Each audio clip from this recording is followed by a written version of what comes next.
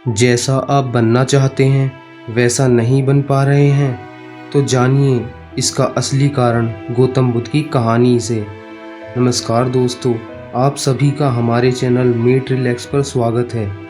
दोस्तों, क्या आप जैसा बनना चाह रहे हैं वैसा नहीं बन पा रहे हैं, या आप जो कुछ करना चाहते हैं वह नहीं हो रहा है, तो आज की ये कहानी आपके लिए ही है।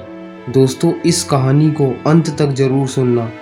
अगर आप इस कहानी को अंत तक सुनते हैं तो इस कहानी से आपको कुछ ऐसा सीखने को मिलने वाला है जो आपको आपकी लाइफ में बहुत काम आने वाला है। इसलिए अपना ध्यान कुछ मिनट के लिए इस कहानी पर केंद्रित करें। दोस्तों, आज आपके पास जो कुछ भी है वो इसीलिए नहीं है कि आपकी किस्मत में इतना ही लिखा था या फिर आपकी किस्मत ही खराब है, बल्कि वो इसीलिए है क्योंकि आप इतना ही डिज़र्व करते हैं। दोस्तों, ये प्रकृति बड़ी ही न्यायप्रिय है। ये उसे उतना ही देती है जितने का वो हकदार होता है, चाहे वो ज्ञान हो या धन। अभी आपके पास उतना ही है जितने के आप हकदार हैं, लेकिन अगर आपको इससे भी ज़्यादा चाहिए तो आपको इसके काबिल बनना पड़ेगा। दोस्तों, ऐसा कौन सा गुण है जो आपको काबिल बनाता है? क्या आप इस गुण के बारे में जानना चाहते हैं? अगर आप जानना चाहते हैं तो आप गौतम बुद्ध के जीवन की इस कहानी को अंत तक जरूर सुनना। इस कहानी को बहुत गहराई से ध्यान केंद्रित करके सुनना। चलिए शुरू करते हैं। दोस्तों, एक बार गौतम बुद्ध को एक सभा में भाषण करना था, और जब सभा का समय हुआ गौतम बुद्ध वहां आए और वे बिना कुछ बोले ही वहां से चले गए। तकरीबन 100 से भी ज़्यादा लोग बुद्ध का उस सभा में इंतजार कर रहे थे। बुद्ध के इस तरह के व्यवहार को देखकर सभी लोग आश्चर्यचकित हो गए। किसी ने बुद्ध से कोई प्रश्न नहीं किया। दोस्तों, अगले दिन सभा का दोबारा से आयोजन हुआ और दूसरे दिन सभा में लोगों की संख्या और भी ज़्यादा घट गई थी। इस बार सभा में तकरीबन 80 लोग ही रह गए थे। इस बार भी सभा में बुद्ध बिना कुछ बोले ही चले गए। लोग फिर से आश्चर्यचकित हो गए। इस बार भी लोगों ने उनसे कोई प्रश्न नहीं किया।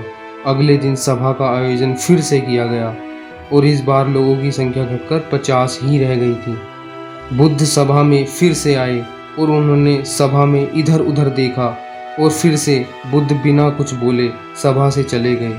उसके बाद लोग क्रोधित भी हुए, क्योंकि लोग अपने काम छोड़ कर सभा में उपस्थित हुए थे।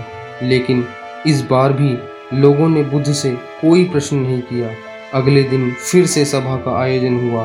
दोस्तों, आप जो कोई भी इस कहानी को सुन रहे हैं, आप में से भी कुछ लोग मन ही मन ये कह रहे होंगे कि कितनी बार सभा का आयोजन होगा, और आप लोगों को भी इस कहानी को सुनते सुनते इरिटेशन हो रही होगी।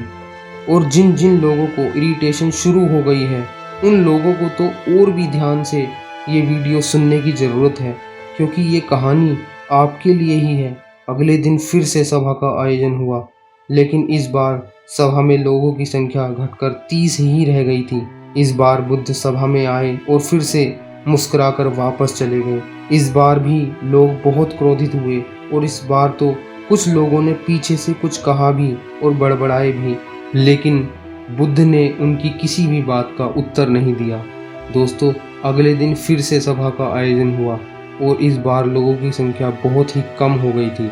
यानी इस बार सभा में केवल 15 ही लोग रह गए थे। इस बार जब बुद्ध सभा में आए, लेकिन उन्होंने इस बार सभा में अपना आसन ग्रहण कर लिया। फिर बुद्ध ने उन 15 लोगों को अपना उपदेश दिया और वे 15 लोग ही बुद्ध के भिक्षु बन गए।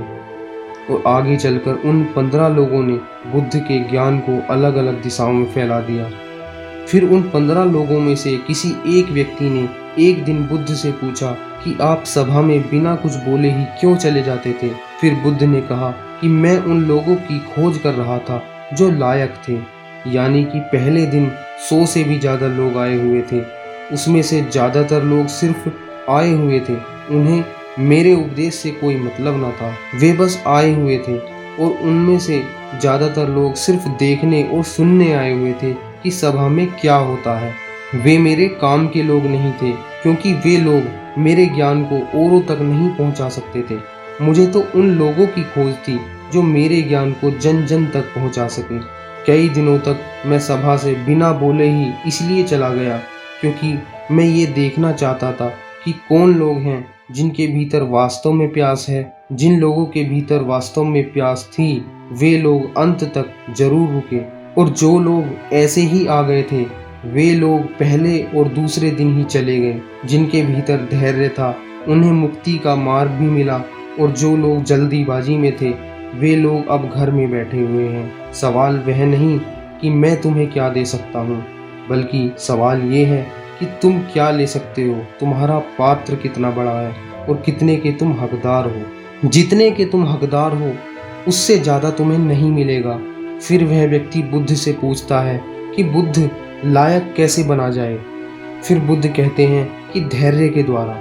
जिस व्यक्ति के अंदर धैर्य है वह व्यक्ति अपने जीवन में कुछ भी पा सकता है। सभा में जितने भी लोग आए हुए थे उनमें से अंत तक वही लोग रुके जिनके अंदर धैर्य था। चाहे तुम्हारे जीवन में लक्ष्य कुछ भी हो, लेकिन तुम बिना धैर्य के सफलता के चरम तक नहीं पहुंच सकते।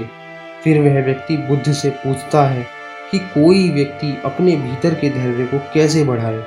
भगवान बुद्ध कहते हैं कि निरंतर अभ्यास के द्वारा हम अपने भीतर के धैर्य को बढ़ा सकते हैं। जैसे कोई व्यक्ति जब ध्यान करना शुरू कर देता है तो उसका मन उसके सामने कई सारी अड़चनें लेकर आता है, लेकिन उसका धैर्य एक दिन उसे उसके लक्ष्य तक जरूर पहुंचा देता है।